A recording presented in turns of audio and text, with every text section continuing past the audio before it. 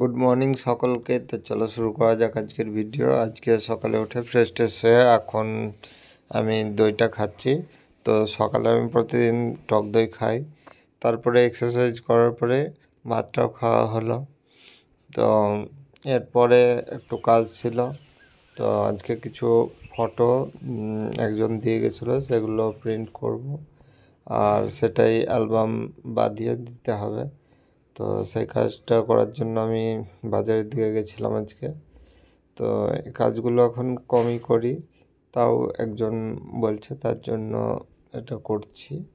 তো বাড়ি আসলাম, এসে স্নান টান করলাম।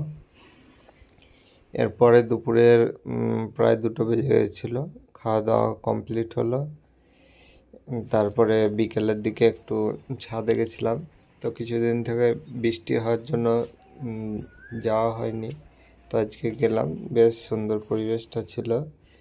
আর সন্ধ্যার দিকে চাটা খেলাম, তারপরে রাত্রের খাওয়া দাওয়া কমপ্লিট হলো। তো আজকের ভিডিও এই পর্যন্তই, দেখা হচ্ছে।